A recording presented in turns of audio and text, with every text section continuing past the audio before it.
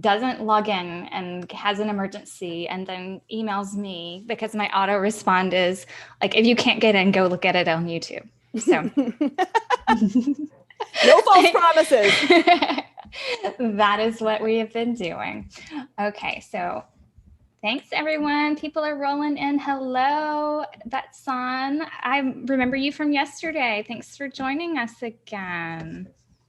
All right, handing over host duties to Seth, who is the former world's greatest intern and now deals with me full-time.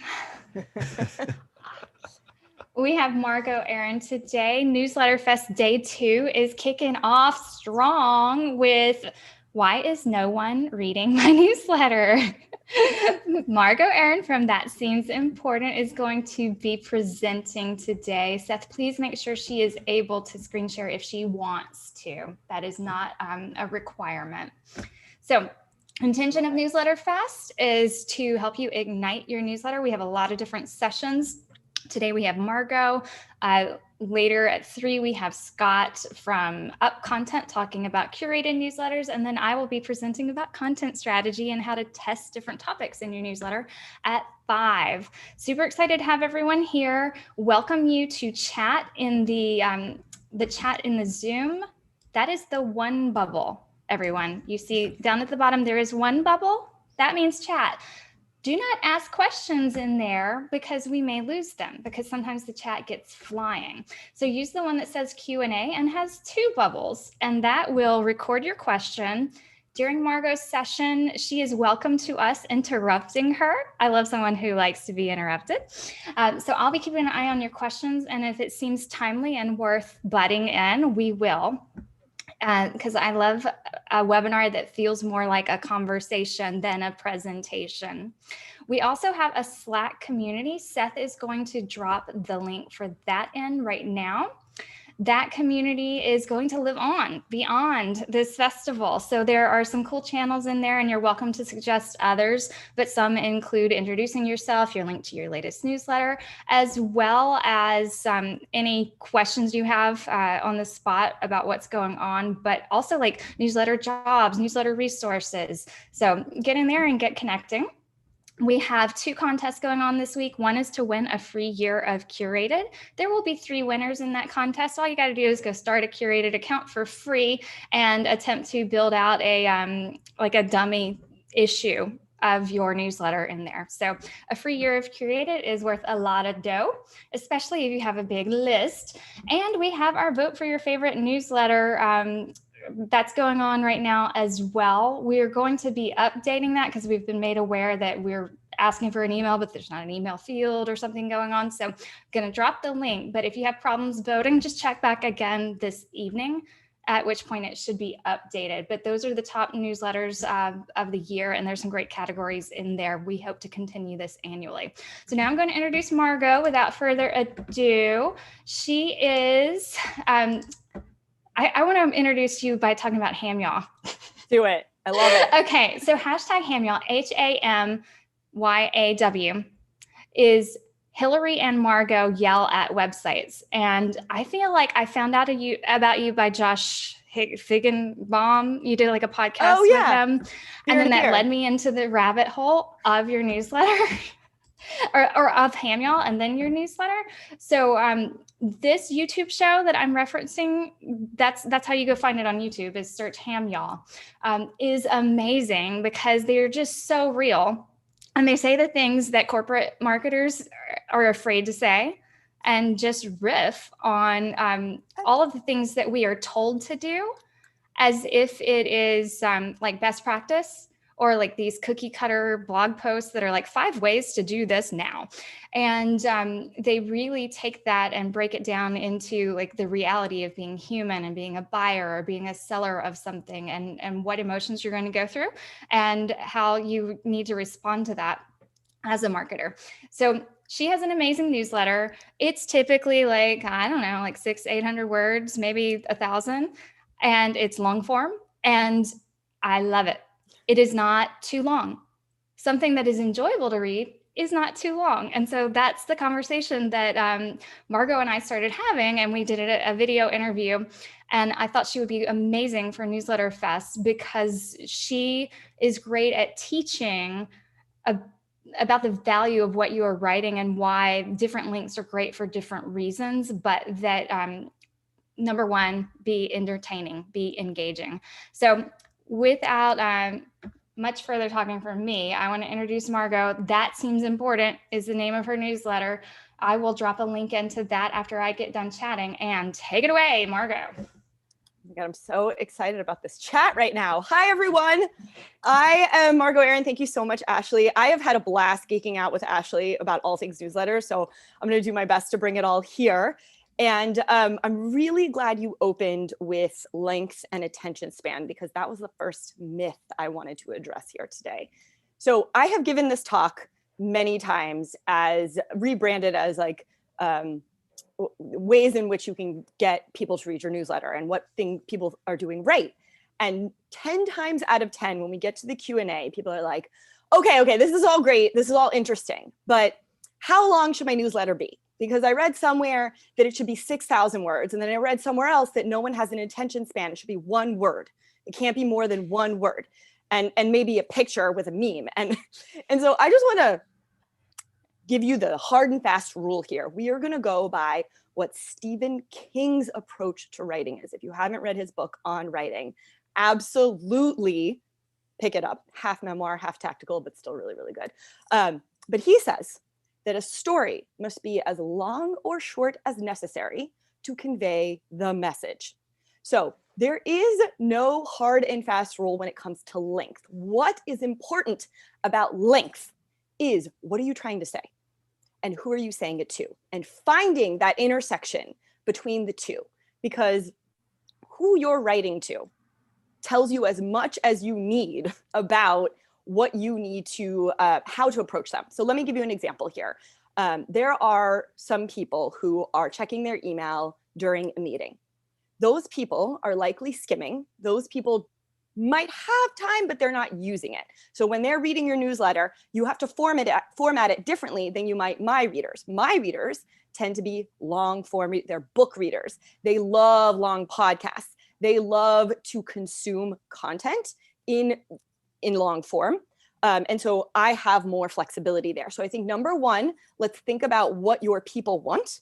And then let's think about what your strengths are. So this piece is really important, like your strengths as a writer and the vertical in which you exist, because there are expectations based on the vertical in which you exist for how long or short something should be. So if you are in a product medium, for example, let's say you sell shoes. MGemi has a great newsletter. It's MGEMI. And they are very focused on their artisanal handmade products. They don't use super long form. They have lots of more pictures and photo based, because their consumer cares about shoe construction in so much that they can buy something, right? They want to know enough to be smart about it and feel like you have some sort of insider claim to like understanding shoes and being a bit of a shoe snob, but not so much that we're like going deep into how shoes are made. That said, if you did want to write a blog about how shoes are made, you would have a different customer, right? You would have something more in the FIT realm, in the people who are interested in these types of topics. So I don't want length to scare you. I think length should be embraced, but it needs to serve the message and the people and your strengths. So that's the intersection I want us to think about as I continue to chat with you, is that there's the things you are good at. So if you are someone who is good with quippy one-liners, or you have a visual aesthetic, lean into that. If you are a brilliant storyteller, lean into that. What you want is to edit the cruft out of your piece, because a lot of the reason why people don't stick with length is not because of length. It's because it's boring. It's because it's poorly written. It's because you didn't actually address what your reader cares about. You wrote maybe to your boss, to a former colleague, or you're defending yourself, because the posture that we are taught when we are taught to write is to be self-involved. It's to go, what do I have to say? What am I interested in? What can I do? It's very ego-driven, y'all. I do this too. I want people to know that I am smart. I want people to know that I wrote a really nice sentence. I want to be considered a good writer. That is the wrong approach to take with newsletters. That's fine if you want to bother your friends and family with it. They won't read it anyway. But I can tell you the posture you have to take when it comes to copy is other focused. What does someone else need to hear? How do they need to hear it? What is most likely to get them to pay attention? It's much more of like an engineering strategy. You want to reverse engineer how you approach your market. And so thinking not about how you sound, but what other people need to hear will answer your length question for you. I'll give you, I want to point you to some long form newsletters that are doing really well right now. Not Safe for School, NSFS, I think she calls herself. Allison Harbin, she calls herself an alt academic. So she is a PhD who sort of left the academy and has been, whistleblowing ever since. But she writes really long, controversial pieces on topics that are important in specific sects that she's interested in. And the people she speaks to, it's bifurcating. If you read her newsletter, you're going to see immediately who it's for and who it's not for. But the way she writes on topics that are really serious is funny and it's engaging and you want to keep reading. And so people have no problem with her length because they just want to keep reading it. So Not Safe for School is another one to check out, and contrast that with MGemi. Look at the different approaches. They're both absolutely awesome newsletters, but they take different approaches based on the person writing and the strengths of that writing, the vertical that they are in. One is in physical products, one is in services, and then the customer that they're trying to reach. The shoe buyer and consumer, and the person buying developmental editing, and the person who's more of an activist in the progressive space. So all of those things matter. So your takeaway here is length. Length depends on what you need to tell the story. You need as much or a little as possible to get your message across. So the more important thing here is the integrity of what you're trying to say and staying true to that integrity. Cool? Love it.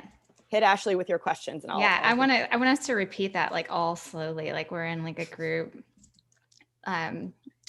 therapy session. What you need, what was it? Let's repeat. So your newsletter should be as short as long as necessary to get your point across. As short or as long as necessary to get your point across. Let's like all paste that on our walls or something. Well, I'll add here a little therapeutic note. It takes a while to get good at that. And I think that the challenge is in your eyes, not in your writing ability. So the more you are able to publish, the more you can see and gauge your market's response, the more you understand what they're attracted to and what they detract from. And you start to also see your own writing and where you start to go off the rails, where you start writing to the wrong person in your head. I had the privilege of a beautiful developmental editor on my email list, and we've become really good friends. And she would point out, she'd be like, you went on this rant that was really defensive and it was like not relevant to us. And I was like, that is very offensive. What are you talking about?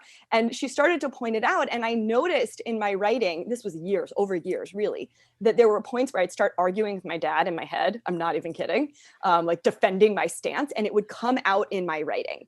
And I noticed that a lot of my clients used to do this too, where they would argue with a former client, or they would argue with a colleague, and it would come out in how they were writing, where their writing would get a little more defensive. And it's really hard to see because you think you're just supporting your point. So it's like projecting a need for a defense. Yes. Yes. Because when you're, sorry, go ahead. No. Oh, because when you're writing to your audience, you don't have to explain yourself most of the time. So that actually brings me to the third myth I was going to bust. We'll go out of order here, but this is probably my most important one, y'all. Customers, not colleagues. Another reason people are not reading your newsletter is because you are writing to the wrong competitive set. You are writing to your competitors. You are writing to the troll in your head who is telling you you're doing a bad job. You're writing to your former boss. You're writing to your current boss. You're writing to the one vocal minority person who emailed you and told you were terrible. I don't want to curse on here. We're live. Or, the fifth grade teacher who told you you were a terrible writer, right? There are voices that exist in our head and they hijack us, and we start writing to the wrong audience. And you see this a lot. I see this a lot on LinkedIn copy. where people will start sort of peacocking with their competitors. Like, we are so excited to announce, and they get this really overly chipper, it's considered corporate and professional, but it's disengaging, truly, of a posture. And we tend to do this in our newsletters when we're writing to our competitors. So I want to make a point here about what I mean when I say competitors. And I'm going to tell you a story about when I was doing some strategy work for a newsletter of a national bar chain. Bar, not the drinking bar, bar as in like exercise. Yeah, and right. I would love to do it for a bar. Hit me up if you own a bar. But we were looking at, they thought customers are sitting there going, should I go to Pure Bar or Bar 3 or the bar method? Like, which one should I do?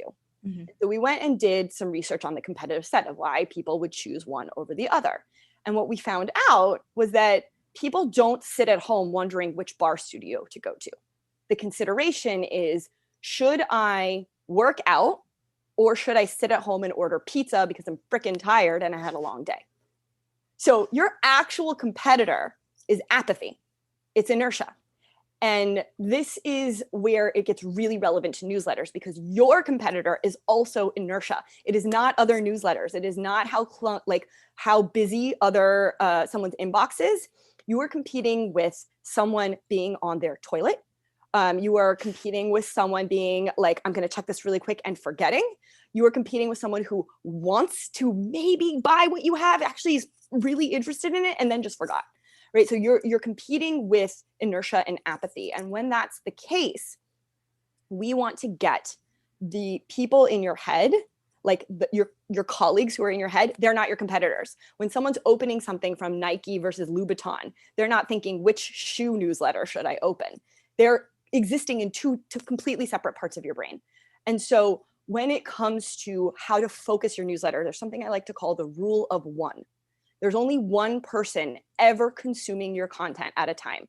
Like when I send an email, it might be a broadcast platform. Please never use the word broadcast, but it is being broadcast in the sense that I click one button and it goes into thousands of individual email inboxes, but none of us here ever in our life have opened an email as a group. It just doesn't exist. You consume it by yourself, you read it by yourself, you open it by yourself. So when you're writing, I want you to be writing directly to that customer, directly to that reader, directly to your audience, and one person, just focusing on one person, because email is a one-on-one interaction. So I want you thinking about your customers and not your colleagues. I don't want you competing with Shannon, who has a great newsletter about a similar topic, because she is not you. So you one-upping her doesn't interest your readers. So having that like laser tunnel focus on who it's for really changes the tone, because all of a sudden that defensiveness that I was talking about earlier, like when I would drop into talking to the troll or talking to that former boss or that former client, it goes away, because you go, you know what, my person, my rule of one, she has buy-in already. Like she opted in, she already knows all this stuff. There's a point here. A lot of people push back on me. They're like, well, we have segments. We know who our market is and we have segments. And I cannot tell you the number of marketing rooms I've walked into where they literally have them on the wall. An A+ on effort, A+. I like a good segment. Don't get me wrong. We need our segments, but there's something that happens between that segment on the wall and you typing, where we totally forget the person on the wall and we just write whatever the heck we want to write. We write, I know this is an issue a lot if you have any nonprofit people here, you write because the board member asked you to do something or the development team needs something, or because there's a program coming up and you are getting pressure from the executive director to promote that and there's an agenda. So you're not actually thinking of the segment, you are thinking of the agenda. And so this is where the disconnect happens. And that's why I think it really, really helps if you focus specifically on that one person who's a customer or a reader. Use the language that you feel most comfortable with and not a colleague. I love this. You reminded me of April Dunbar's positioning book. It's like Obviously Awesome. Oh, that's great. And she mentions, and I think she's talking like to B2B SaaS in particular, but that a lot of times when they position that product, which I think of you needing to position your newsletter, that they focus on the competition, like what are our differentiators with the competition, and they forget that the competition could be just continuing to do it the old way. Yes. Right? Yes. So that kind of is relevant no matter who you're serving. Yes, there are other people serving them, but your job is not to get so stuck in this mindset of competing with them that you don't, that you forget to just compete with yourself, to improve yourself and your relationship with that one-on-one reader. Yes. Oh my God, I love it. If y'all look at your phones right now and open your inbox and look at what is sitting next to each email, your competitive set is not actually your competitive set, right? It's your mom. Your mom is sending emails right next to The Gap, right next to Curated, right? Like these are all sitting next to each other. So we have to consider the context of the decision being made to open your email. So if this is competing with your mom and your ex-boyfriend and your friend who's being a jerk, or the discount you might get on Froyo, like all of these things are sitting next to each other. That's the decision architecture of why someone should or shouldn't open your email. And that's more realistic about why they're making the choice that they're making in that moment. Yeah. And you don't really ignore your mom's emails. I try really hard. She sends a lot of forwards. Mine doesn't email. Mine does Facebook now. So we have 2 questions in the Q&A. So cool. An anonymous attendee who I'm going to assume would not want me to like say, hey, do you want to show your face and ask your question? Is that I write a newsletter for a bank. I'm not the best creative writer, but would like to get better at making the copy more interesting. Any suggestions on how to learn to be more of a creative copywriter? So I actually want to challenge our definition of creative, because in copy, there is an edict that says clear beats clever every day of the week. And there is this misunderstanding in the advertising and marketing world that being unique, being innovative, being original, being beautiful wins you points. And what it actually wins you is confusion. Most people are not spending very much time trying to decipher what you're saying. And so the clearer and more direct you can be, the actual better your writing and copy converts. And so when you think of writing creatively, I want you to think again, like with that engineering posture of clear beats clever, and thinking of a strategy. So who am I talking to? What do they care about? So I would say in this case, if you want to be more relevant, which is a great thing to want to be, is to ask your readers, or if you can, I don't know if you can, sometimes with B2B stuff, it's a little bit hard, but you can try an exercise of putting yourself in the position of someone who is receiving an email from a bank. What kind of things do they expect to hear? What kind of things do they want to hear? What kind of things would they die to know about, right? So this matters too, of like, if we're talking to a financially literate audience, a more financially illiterate audience, like the type, you could create an entire content strategy around what this person's, what is relevant to them. You know, are they someone who is just starting their financial journey? Are they someone that has invested $5,000 with this bank, or someone who's invested, you know, $600 to $2 million with the bank? What kind of person are we looking at? And most, I know you're anonymous, so I don't know if you're in the chat, but most people push back and go, well, it's all of them. It's all of them. It's all the people. And that's actually where your newsletter is going to suffer, is that if you are trying to talk to all the people across every segment and demographic, it's going to have to be bland and vague, and it's going to have a really hard time connecting with people. So again, my takeaway for you here is the push you want to make is for relevance. What is relevant to those people, not how do I be more creative? I actually think that your writing, based even on how you wrote the question there, means you are a talented writer, because the goal with copy is being understood. It's being understood. So if you can be understood, which requires being relevant, right? If I want you to understand me, part of it is how I'm talking right now. If I was talking like an academic, trust me, I've tried this talk as an academic. No one listens. So your tone matters in being relevant, in connecting. So that is your goal. You want to connect in the service of being understood. So the more information you can mine out of who you are talking to, the better your newsletter will be. And if you have a follow-up question to anything I just said, just stick it in the Q&A and I can clarify. Awesome. So we have Mary Kate. Mary Kate, would you like to come on and ask your question? We'd love to promote you to like panelist level for just a minute and let you show your video? I know, Mary Kate. Hi. Yay. So she said, sure, Seth. So get her on. I feel like we're at The Price is Right. And I'm like, come on down. You're the next contestant. Yay. Hi, Mary Kate. We can't hear you. There she comes. Okay. Hello. All right. Hi. Hello. I'm so glad you have shared this with us and that this is going on. This is fantastic. I'm curious how you developed your one person and if that person continues to evolve and what your evolution points are. Yes, I love this question. The short answer is it's absolutely evolved and it changes with your company and with your approach. So for me personally, I made a few critical mistakes early on with choosing what I would call the wrong market, but that's not totally fair. But I started in the marketing space. So I was writing very much to marketers. And I sort of evolved into more of the personal growth space. And that happened slowly as I discovered who was resonating with my pieces, who was sharing them, and which pieces specifically were being shared. Now, an important distinction here, especially for newsletters, is that sometimes readers are different than buyers.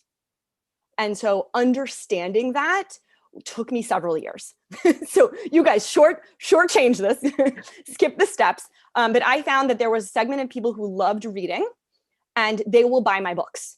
And then I found a segment of people who click and buy things and they are my buyers. And so that was important for me to tell the difference. Now, depending on how you structure your newsletter, this is or isn't true for you. And it does affect your business model. So there are some newsletters who've gone with an ad model. So there's no real difference because they are profiting off of their readers without their readers having to do any work. So that's an approach you can take to solving or like bridging this gap. There's also a lot to be said for having many readers who share your work with potential buyers.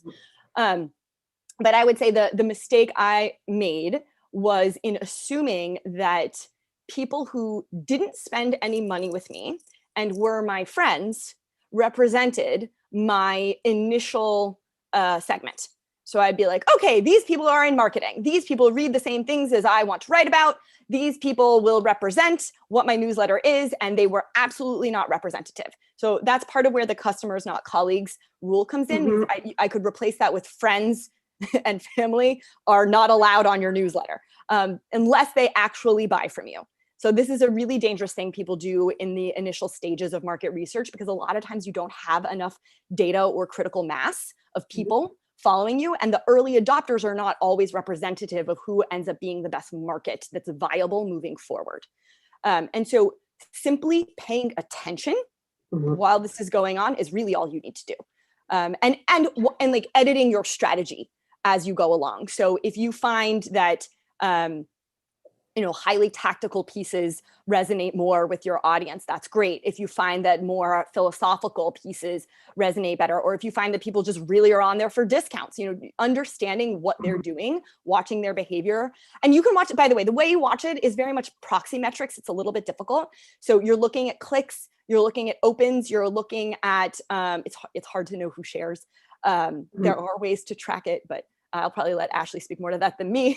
And you're looking at, I wouldn't look at unsubscribes. Like sometimes that can be a positive metric. Like if you are moving in a different direction and you get a lot of unsubscribes, that's like, great, bye Felicia, see you later. Like we are moving forward with the good market. So for me, I noticed that with my emphasis on marketing, for example, I was attracting a lot of marketers who wanted like hacks and wanted like 5 steps to writing the best SEO headline. And I was so bored with those pieces because 1, you can Google it. 2, everyone's written about this. 3, that's not what I wanted to be. And they ended up being the worst customers. They were the type of people who just like wanted a quick fix and they weren't honest about what they were trying to do. And I was more interested in people who, presented with a marketing problem, but actually had more of a self-doubt problem. And I was interested, and I wanted marketers off. Like I was getting, so this is where the data can get confusing because I was getting prominent people in my space on my newsletter. So even when I had small numbers, I had famous people and they were like singing my praises. And I got really nervous because I was like, oh no, I'm going to disappoint them. And I started writing to them. I'm like, this best-selling author must like me. So I'm going to write in a way that is unapproachable to other people. And it didn't work because my core audience wasn't them. And half of them were just on trying to figure out what I was doing anyway. They weren't my market. Like I said, they weren't actually buying anything. So paying attention to those kinds of metrics really help you understand how this person evolves and how you evolve. So what you think you're writing about in the beginning might shift. By the way, people listening, this is different for personal brands. And if you are the marketing manager inside of a company, you have a lot more restrictions when you're inside of a company. So we can address that if you have the same question. I'm happy to expand, but I want to share one more thing with you, Mary Kate. One of the things I really like, I stole this from Pat Flynn. If you guys aren't familiar with him, he's a fantastic newsletter. I'm not in his market, but I saw him talk and I stole this. He, every quarter, picks people off of his email list, emails them directly and is like, do you want to jump on a call?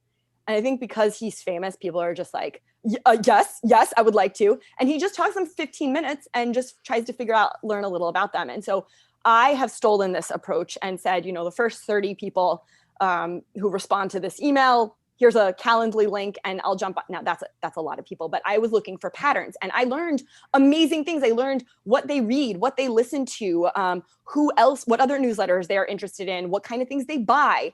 And I just listened, how old they were, different things about the demographic and psychographics that was really helpful. And that's how it started to evolve, where I was able to see this is the type of person that resonates with my stuff. And this type of person absolutely doesn't, or this person thinks they do, but I really don't want them on here. No, that's fascinating. This is how the evolution evolves. Yeah. That's really, really helpful. Thank you. Sure. Absolutely. Thanks for coming on, Mary Kay. That reminds me of the conversation we had with Hillary and her reference to don't get stuck in the friend zone as the newsletter creator, right? You're sending something with an intention. And if you don't if you don't teach a behavior to act or respond, then really it's like, I love your free information. Yes. Keep sending it, but I'm never buying from you. Yes. Kind of, and I think that's a problem across a lot of industries with content creation, aligning with what you're selling so that it is actually creating loops and pulling people into relationship with more than just your content. Wait, let's talk about this for a second, because I see two sides of the same coin with people either being really uncomfortable with asking for a sale, or the flip side where you're just all business and no relationship. And I see that more in B2B. Where it's like, we're just going to assault you with links and asks and questions on your time and have no respect for the fact that you are a person with a life. And so I think there's this myth that there is no way to do this respectfully. And I want to go ahead and bust that. And I'm going to tell you right now, if you sell athleisure, I am buying it. I want what you have. Your readers want what you're selling. Otherwise, why would they be on your list? Right? There's an inherent understanding in this exchange. The word transactional gets a lot of bad flack because it sounds bad, but there is an exchange happening. There is a transaction happening, right? I am giving you information about a thing you care about. You are rewarding me with your time, attention, hopefully money, right? Not hopefully, also money. And so I think if we aren't clear about what this is, that's what creates the ethical dilemma. But no one is accidentally getting on your email list unless you illegally put them on there, which is still not an accident. But if they have opted in, and opt-in is really important, that means they want to hear from you. That means they want to learn these things. And so you can get into a relationship with them by both providing information and then training them to click, training them to respond, training them to have a relationship with you that isn't purely reading, that isn't ignoring, which is what happens on the assault side of the spectrum, that I'm just ignoring you. Because it's like that friend, what I'm doing. When I'm talking too fast, you're like, stop, slow down, relax. This does bring me to one of the points I really wanted to discuss with y'all, which is frequency. So here's how this is related. When people think about frequency, it's a question I get a lot. How often should I send? When should I send? 10 a.m., 10 p.m.? Should I send 2 emails a day, once every 3 months? Like, what is the right way? Tell me. And there's a million blogs that will tell you. And they have done all sorts of research on different data points. And I will tell you right now, it completely depends on your audience. That is the answer. Who are you emailing? So for me, my people are online all day long, and most of them have children. So if you email them at 7 p.m., they are not on their computer and they are dealing with a bedtime drama situation, probably involving the bath. So they will not pay attention at 7 p.m. But if you email them at 10 a.m. or 2 p.m., they're like, oh my God, yes, I need a break from my day because I'm already online, I'm paying attention. I know this because I tested it, right? I sent it at different times and I watched what happens, and I retested every so often. Contrast this with my friend Emily Merrill, who runs 7 Degrees Society. And she was like, I only email at 9 p.m. And I was like, come, what? 9 p.m.? Like, who's reading at 9 p.m.? She's like, all my people are single women. Like, they're getting on at 9 p.m. And I was like, this is fascinating. And she showed me the numbers, and she was like, nothing at the times that I email, and totally great at 9 p.m. Contrast that with my husband, who is in like civic service, like people who are politically active. He gets crickets on the weekdays because all of them are in IRL meetings. Like, they're just in real life meetings all day long. So they save their newsletters for the weekend, and they read and tweet all weekend long. And I was like, what is happening? I mean, it's so different from my market. So each of those, like, if you followed a best practice, you would be getting it wrong because your market is different. Your market is unique. Your market has its own trends for when it does what. So paying attention to when your market wants to receive it, when they are online, when they are paying attention, send it at that time. So that's the first one. Second one is frequency, in terms of like not just when to send, but how often. So I'm going to go ahead and touch the third wheel here. It's fine to email a lot. Not a problem at all. People really like it, actually. But say it louder. Email a lot. Okay, think of it like, do you guys remember? I'm gonna out myself here. Do you remember being like an NSYNC or Backstreet Boys fan back in the day, where like Ashley? I will beat you with New Kids on the Block. Yes. Okay. So yes, you understand. So there was not like enough fan paraphernalia you can send someone who's of that age and that I mean, I could have had like 25 posters that were the same exact poster, but they're in a different pose, and it would have felt really important and different to me. And so that's what I want you to think of with your newsletters and with the people that you're talking to. They want this stuff. Like, they are interested. So when I usually give this talk with slides, I have a picture of, I got like 14 emails from Gap within like 6 days. And all of them, like, it never annoyed me once. And that's because, write this down, it's not annoying when you're the market. It's not annoying when you're the market. If you're not the market, which is your friends that are on your email list or your colleagues that are on your emails, they're going to find it annoying. But they're never buying from you. So what happened with Gap, for example, like I said, I like myself some athleisure.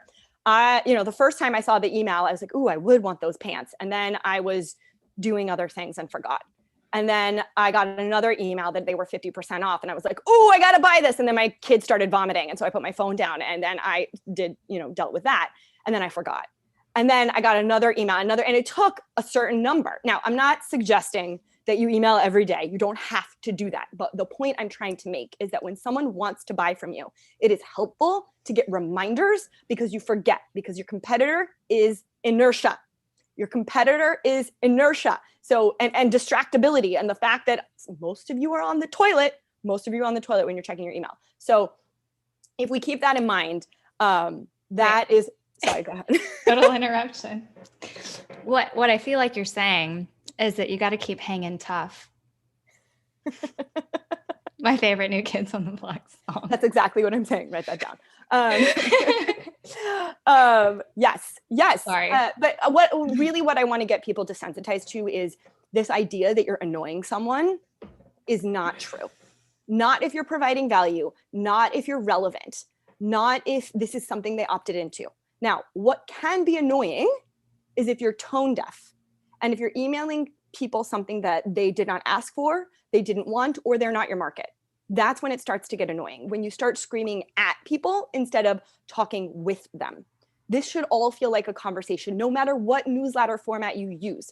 I don't care if you are really, really formatted with 3 different sections and bullet points and all sorts of fancy things, or you do it my way where it's more of like a narrative long form style. It really doesn't matter, because the goal here is connection. You got to think about it like dating. You're dating someone. And so you want to build rapport through your newsletter, through your emails, through this interaction with them before you ask them to go on a next date, or before you ask them to marry you, or to, you know, have sexy time. So we want to get like the right balance going. But if you like someone after you went on a first date, you want to hear from them. So I want to get over this feeling of that you're being annoying. And instead, I want you to take the posture of you're being respectful. But one, be respectful, right? Like you don't need to be, it is, here, let me break that down, because I think that was confusing. You can be respectful while still nudging someone to take an action that they wanted to take. I want you to think of yourself as helpful instead of annoying. So what's annoying is if you come in purely focused on yourself, wanting to be appreciated as a good writer, wanting to please your boss, wanting to please someone who is not your reader, and then you are going to come off as annoying if you email them all the time about things that they don't care about, which is what happens a lot in B2B. I mean, I cannot tell you the number of fights I've gotten in with marketing directors who want to just use email as a promotion vehicle and a distribution channel for their agenda, which will work once, but people will just stop opening your emails after that. And so you want to build rapport. You want to build a relationship, even if and that relationship should include you. Like I said, it's a transaction. So if you want to promote events because you have so many events, presumably the people you're emailing want to attend these events. So tell them about it, but tell them about it in a way that doesn't say, here, I need money from you, but instead says, here's why you should attend. Here's why you will be interested in this. Here's why you would like this. Here's why if you don't come, you are really missing out because Ashley's going to be there. You know, like finding ways to make it interesting for them. Well, I'll step off my soapbox now. I'll be performing New Kids songs. I might bring my sleeping bag. And I'll bring the popcorn. Okay.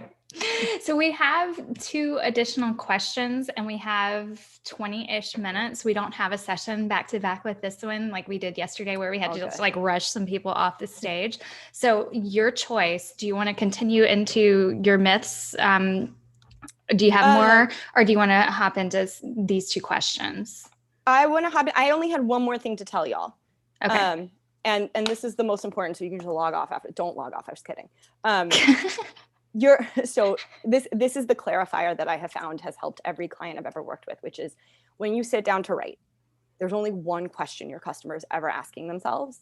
And it's the same question you're asking yourself right now, which is, what's in it for me? Why should I care about this? And when you go in recognizing that that's the only question you're ever answering, it becomes a lot easier to write and to start to be relevant. So one question, what's in it for me? Why should I care? Answer that and you won't have trouble writing a newsletter that people want to read. I love that. The only question you're ever answering is what's in it for me. I'm like posting this in the chat. Zoom thinks that your like is incorrect, but Zoom I know it is. Huh? But I know it's right. So I just had like a moment of like, why would it autocorrect that conjunction? All right. So I've got 3 questions here. Darcy, would you like to be on video or just audio? Let us know. We'll promote you. There's stuff about ex-boyfriends in your question. I'm liking that. Darcy says, sure. See, we get consent. We respect the dating rules and the opt-ins. This whole thing is just like a newsletter. Yes. In real person, in real life. Metaphor. Yes. The Matrix. Hi, Darcy. Hi, Margo. Look at those beautiful I just want to, your clarity is so incredible. My notes are like popping off the page. You really are something, the way you explain this. My question was about the subject line. If obviously content is so important and that your customer gets what they want, right? But how important is that subject line? How much focus should there be? Does it always have to be funny? I always try and make mine funny. I love this question. So I'm never going to tell anyone that what you write is not important. But I will say that if your success or failure in newsletters is based on a subject line, you have a bigger problem. So if you are seeing a giant spike that's, 10 or 20%, or even a spike of 5 to 10% when you write a certain type of subject line, that tells me you don't have engaged readers. Because really what you want to see is consistency week after week after week in who's opening. If you have built enough of a strong relationship with your people, you're going to see consistency in open rates over time. If you are clickbaiting people, you will see higher spikes with good subject lines. So I'm going to set that as our benchmark. With that said, a good subject line always helps. And it's nice to set that bar. So funny is a nice tactic. I love funny. We all want to open funny. I think it's more important that it's on brand. And where I like to draw people's attention to subject line is there is a difference between subject line and headlines. And this has to do with context. So a headline is engineered to get someone to click who is reading through, say, a newspaper or a media page or a place where it's competing with other articles. A subject line is competing in your inbox. So in the same way that we were talking about your inbox being like things sitting next to your ex-boyfriend and your mom and all those things, same thing with the subject line. So that's where it actually, the only real tip I give people, there's lots of tips that you can study, and I think you should test all of them, but it's to sound like a person, to sound as human as possible. And if that is, sometimes I will use the subject line that I email my girlfriends, like, oh, why did this happen? Or like, you're kidding me with this, right? Something, but that's my tone. That wouldn't work necessarily for B2B. Well, it depends on your brand. So there are different ways that you can play, but you have a lot more leeway in a subject line than you do a headline because of the inbox content. You can also be direct. Like I have actually tested writing, this is a sales email and it ended up working just fine. But the point is, I don't want you seeing like you writing a good subject line, a strong subject line, and then it spiking you 10% and then it going back down. I would rather you build a relationship with the people who are already reading you than trying to get people who aren't. Does that make sense? Cool. Thanks. That's super helpful because it's always an add-on for me. It's sort of like, oh, I wrote this incredible newsletter or whatever newsletter, and then I'm like, oh, I'll just pull from, I don't focus on it a lot. So it's sort of helpful to know that it's not, and my open is consistent. That's what's more important. Listen, I think it's when you have time, it's a skill that you should learn. I think everyone should learn this, but I'm just going to point our attention to Seth Godin's subject line, which are terrible. And he has like the biggest email list with the highest open rate. So like I think that it just goes to show that brand is more important in that regard. Like them having them seeing your name is as important as them seeing your subject line. So if they see Darcy coming in or whatever your company name is, they should have an equal reaction as the subject line. Like those two work in conjunction. Cool. I love that. All right. So another thing that I think deserves to be said, because I've had people asking me, like somehow by interviewing several email experts, people are like, you're now an email expert. And I'm like, oh, okay. Like we can pretend that if you want to. And so I've been getting questions sent my way. And one of those is like, it comes from people who are like, hey, we really need to work on our open rate. We are only getting 40%. And we're not sure like what we could do to increase that. And my response is like 40% is really good. Right. And so I think that tells me that I need to do a better job making sure that's frequently mentioned in my content, because I'm writing to newsletter writers who want to know if they're performing. But recently I've heard 30% is like considered like really great. Like Dana Shinsky is reportedly saying that. We've had a few conversations about that. I will say that with the Newsletter Fest newsletter, like, and this is just a use case, I've like, in my head, I've imagined that I'm going to write some kind of retrospective about this. But we launched just a newsletter for this festival.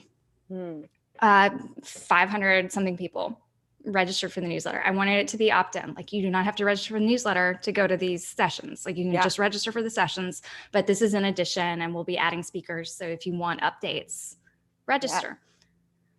We have a way to see a open rate across all 8 issues that we've sent out over 6-7 weeks. And it's been 60% average. And the clicks, because the links are to click to go register or to learn about this speaker or those things, the clicks have been an average of 18% click-through rate. Beautiful. You know why this happened? Because I'm sending them something they want, right? Like I'm answering the question they are asking. And you were really clear. So this is the other thing. When people tell me they come to me with an open rate problem, I always go, that's an opt-in problem. It's not a subject line problem. That's an opt-in problem. What did you promise them? What did you promise them when they came on board? And 90% of people are like, I bought the list. I'm like, well, there's your problem. They didn't ask to hear from you. That's why they're not opening. Thank you. But yeah, no, it's 17% is what I last heard was like the norm. But obviously this depends on it's industry. Like, there's a great chart from MailChimp where they break it down by industry every year. And I'm like, we don't have the time to create this report. Let's just send you MailChimps and tell you, like, you think you're not doing great. You actually are. And that email newsletters tend to outperform their promotional counterparts. Totally. Like, right? So it's a great genre to be in. We have Madeline with a question. Madeline, would you like to come on? But I'm gonna be like Clubhouse right now. Would you like to come on the stage? Hi there. Hi. I don't know where my camera is, but I'm happy to just tell you audio question. Beautiful. I miss your face though. Oh yeah, hi. So my question. Uh-oh. Did anyone else lose audio? Maddie, we lost you. Oh. Wait, you're back. Hi, you can hear me? Yes. I wondered if you could talk a little bit about kind of that dependable reward within the email, like reflecting on my own behavior. I mean, Margo, I open your email newsletter because I know it's going to be funny. There's going to be like this nugget of information. Anne Friedman's newsletter, I love her pie chart that pops up every time. It's funny and it's interesting, and of course, good links. And a third one I open, they end it with like a link that's about joy or a moment of joy. Like, I kind of know what I'm going to get even before I click. So I'm just curious if you had anything to say in terms of like that dependability of the reward that I know I'll get from a certain newsletter.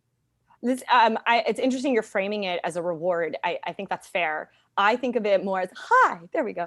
I think of it more as your job is engineering connection. And when you are doing your job, that reward should come naturally. And so I think if you wanted to reverse engineer it, I suppose that you could. Like in the product space, I know that the reward is an incentive to purchase. So it tends to be a lot like discounts. So you see that a lot in the physical product space.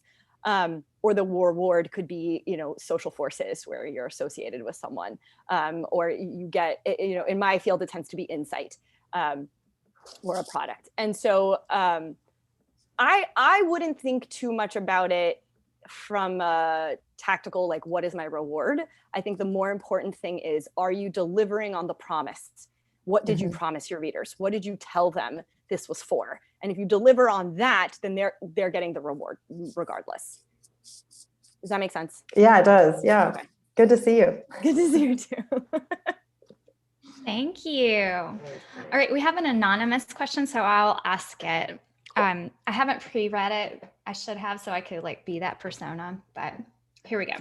What is the next step if you don't feel your current list matches your relevance zone? Yes. So small list, mostly friends and colleagues, question mark. I am a writer. Should I ease them into the real stuff or just go for it and embrace the bye Felicia mindset? Yes. I'm afraid no one will be left. And I love this question. This emoji. Okay. I love this question. Also, hi to all the writers on here. I feel your pain. So there are two competing thoughts on this, and I will give you mine, but first I will reflect what there are. My friend and colleague, Michelle Warner, you can Google her. She's awesome. She has now burned down 3 or 4 lists until she got to the one. She is very much of the like, burn it all down, let's go. I have also heard some people say like segment. So if you don't want friends and family, you can tag them, take them and segment them. So you email just everyone else. I've heard different approaches to this. I have found that people will segment themselves if you continue to email. So the only reason I would tell you to burn it all down is if it is truly interfering with your ability to show up as you. If it is messing with your voice, like we talked about customers, not colleagues, like if all you can focus on is the fact that like your college friend is on there and they're judging you, then absolutely like take them off. There is no rule that says you can't take someone off your list, or that you can't segment them or move them off or start over. My guess is you probably don't need to start over completely. And I would practice by writing the things that you would want to write if they were not your list. Like put it in your Evernote or put it in your Google Doc, like get some reps in on what it would sound like that would be different and sit with it before you send it out. I can tell you, so my answer for me is I absolutely hit the point where I'm like, I must burn it all down. Nothing about this list is right. And I have found that it's the vocal minority that's there that drives me insane, and not necessarily representative of the whole group. But with the friends and family issue, it is a big issue. So there are certain things where I will actually segment them out because I'm not interested in their feedback and it does interfere with my work. So if I'm doing a launch, for example, I never launch to friends and family. So my friends and family don't think that I like sell products, because they don't get any emails about them. Because I was so tired of their feedback and it would mess with my objectivity. Now my list is big enough that it doesn't really affect me as much. But in the beginning, it's really hard because there'll be feedback like, I wish you wouldn't say fuck.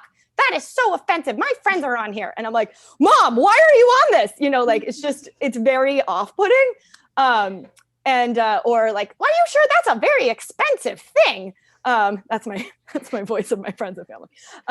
So again, my takeaway here is if it's interfering with your ability to connect with your audience, by all means, get rid of them. But the reason I didn't take them off completely was I wanted to practice showing up as me, regardless of who was there, because it's going to happen. Like I'm on right now. There are people here who I'm probably not for, right? They are probably like, you know, whatever, moving on. Hopefully not, but like I'm a people pleaser. So it's not a good look for me. It's like an Achilles heel. If you know you're a people pleaser, you start wanting to please the people who don't like you, and that's not your base. That's not your base. And so whatever can help keep you focused on your base and your people and the people who keep showing up. Yes, here for the F-bombs. Yes. That is the approach I would take. So again, anonymous writer, before you burn it all down, try to write a few pieces, imagining you didn't have this list, imagining you had a different one. Look at what's different, because my suspicion is that it's not as big of a differentiation. But if it's like, I write about female pleasure and the people on this list make it so I can't absolutely write about that, then yeah, you know, burn it down. That's fine. But like check yourself first. I do not ascribe to the philosophy of doing things abruptly. So take your time with the decision, figure out what works for you and if the block is truly the people and your mindset going in, or if it is simply like a sunk cost and like they will take themselves off. Let me promise you, people who don't want to read you will just find their way off of your list, or they'll mark you as read. So it's not as big an issue, but in the beginning, it really feels like one. So I want you to know that I hear that. It's much harder when you have a small list. Like I have found that as my list has grown, it's still not giant, but I feel like there's a lot more people I have no idea who they are on the list. I feel more comfortable being myself than I do having known the people on the list. Because it felt like the magnifying glass was on me and I wasn't sure that they were my people. So I totally get it. I have a bit of a follow-up to that. And it's kind of like, what framework would you use when there's a misalignment, but you're asking people what they want from you because you do have a somewhat healthy list, and you're discovering that the things that they want from you are not what you want. Yes. Be like, and I think that could also pertain to SaaS brands. Like this could be a personal thing. Like I want to coach these people, right? Yeah.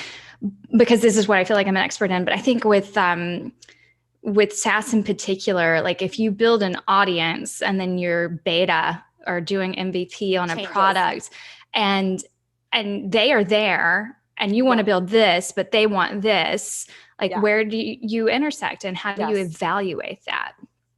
I feel like this runs over with what Mary Kate was saying. Good question.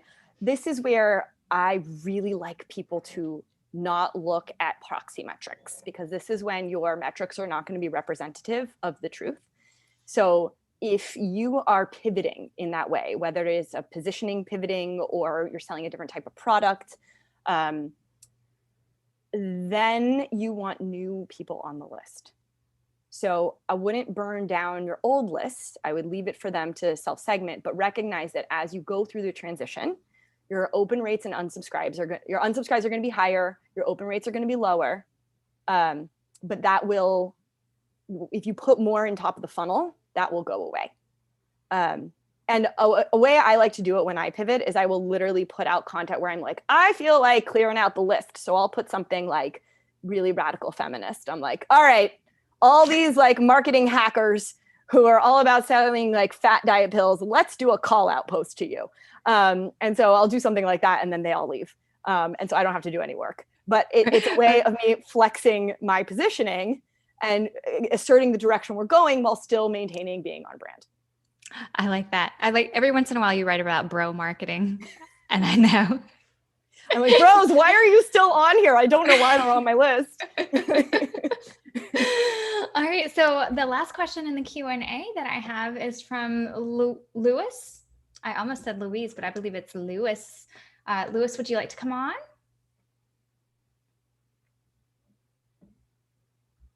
Do we have, yes, we have a sure. Yay. Do y'all thing, Seth.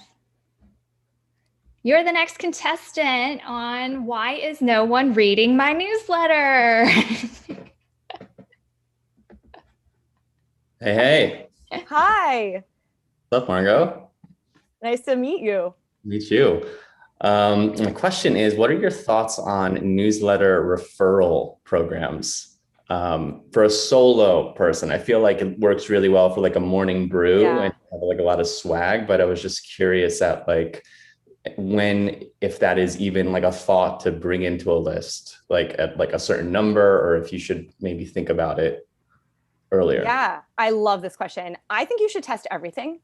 I am a big fan of being creative about how people get on your list. And so, for example, I like partnerships. I have seen my list grow with informal partnerships. Like if like a influencer mentions me on their newsletter, I see a spike, but it has to be within my market. I've done this with people that aren't my market. It doesn't work. So I absolutely think you should try it. The test will be, and I've done this wrong, is your positioning. So what you tell people your newsletter is for, being aligned with who the sponsorship is, like what their audience is. As long as that piece is aligned and you feel like you can deliver on what promise you've made, you're fine. I don't think it should work any differently for you than it would Morning Brew. Cool. Is it different though than like the kind of like, hey, if you share this with 2 people and then I will do like a free coaching call or something like that? Like in like where like they're tallying like, yeah, no one like ConvertKit now, you can do like the Creator Pro where you have that access to a to like that referral program. Is that different than getting someone like in your industry to share your stuff? Yes. Well, one, it requires a lot more from you if you're offering free coaching, which I, in general, I'm going to tell creators don't do that because people should pay for access to your time and they're already getting the newsletter for free. And so, but if you want to go that way, those kinds of competitions and social sharing are really beneficial for newsletters because we want to read what our friends are reading. We want to be able to talk about it with them. That is certainly the most organic way of sharing, is writing something good enough that people share it with their friends and then they bring their friends in. One of the jokes we make on HAMYAW is tell your friends and your enemies, we are not picky. But that is different than the sponsorship route where usually those kinds of agreements are paid. So it'd be more in like an advertising realm, or they can't guarantee you any sort of response. So it really is reliant on how active their list is. versus like kind of the one-on-one of sharing this with your friends, tweet about it, whatever. I think both are wonderful and you should try them and see, and really will depend on who your readers are. So I don't know what niche you're in, but if your niche is like active on social media, then sharing will probably be really beneficial. If your list is people who are like in corporations reading you during meetings, then sponsorships might be a better way to go because they're already reading Morning Brew. Cool. Thank you. I'll add to this that we had Russ Henneberry from The Click yesterday, and those sessions are like already archived on our YouTube page for Curated. And his session was about like predictively growing your list with a lead magnet. And he talked not just about lead magnets, but he talked about what he calls share magnets, which is essentially that referral program, and the value of offering someone a tool versus an ebook, like offering them something that they can take and go use. So his is like a long list of marketing software, like the best software. Like it's just like, I think it's a Google Doc, so he can update it, right? But it's like access to that if you share with 3 friends who then subscribe to his newsletter. So the trick with that is alignment, like finding the perfect magnet for you that is worth sharing. So as they're reading the newsletter, if they see that and they're like, ooh, I want that, and I have 3 people in my life who would actually also benefit from what you do. But it's about creating that alignment, because you don't want to grow your list in the wrong direction because someone sent it to their mom because they want, you know what I'm saying? Like it has to be a thing. And so like cheat sheets or like something very specific to the people you want to serve. I think the more niched the tool is, the more apt it is to work as a good referral for you. So like instead of a sticker, it's a daily mantra or something that applies. So feedback on that, Margo, have you seen people using that for list growth? Oh yeah. I mean, I think now we're talking about opt-ins. So whatever, this is more about like when someone arrives at your website, or if there's some sort of lead magnet, that always is going to drive more subscribers. The problem, I would say, for people starting out is if you do pivot in the way that we were talking about, it is uncomfortable because you have made a promise and then you're breaking it. If you decide to go in another direction. But I find that it's okay to navigate that when you are just open, like, hey, we're moving in this direction. Like, it's fine.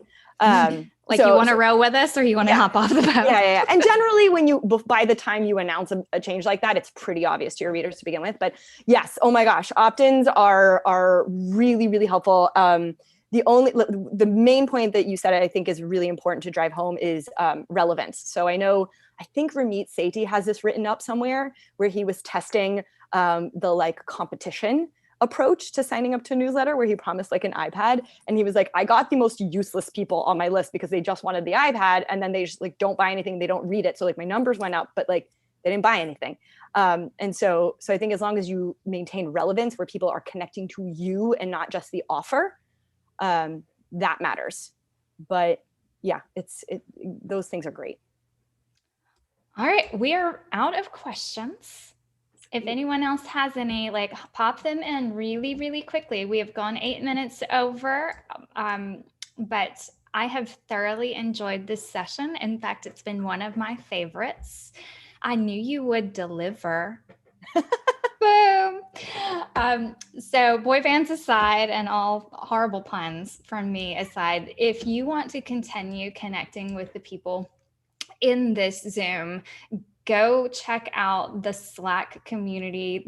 That's purely for newsletter creators to engage, connect. You can catch up on things that happened during this festival. We'll keep you posted on any new similar type events that you might want to opt into. And also, if you are new to Margo because you came to her through us, that seems important, is really important. Go and subscribe to her newsletter if you are someone she would want on your newsletter list. Right? And get a great example before she burns it down. No, this was awesome. You guys are great. Thank you so much for having me. If you have more questions, get on my email list, shoot me an email. I can inundate you with links. So Someone's asking what's the Slack name. Seth, am I right in saying it's Newsletter Fest? Yes, he just posted it. Newsletter Fest Slack community.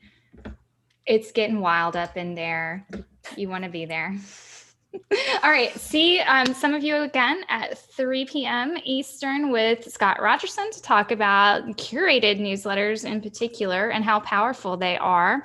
And then later, me to talk about content strategy and how you can use this one is a product session. So we will be going into Curated and seeing how it's built on categories and you can get data on those categories. So you can see which categories, like if you have different content sections in your newsletter, are performing best. So that then you can determine if you want to continue to write in that direction or shift and how you would go about doing that. So I know it's really fun. I go in because I have different sections for different personas because we serve multiple personas and we're like, let's do it all in one newsletter and then see who's most engaged and what will we do in the future. I don't know, but it lets me know that like the marketers are more engaged than the publishers right now.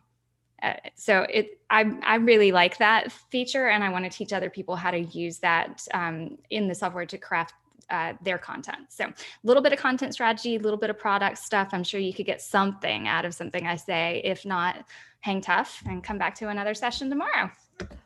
Awesome. Good to see you too. Thank you. Thank you so much, Margo. Bye.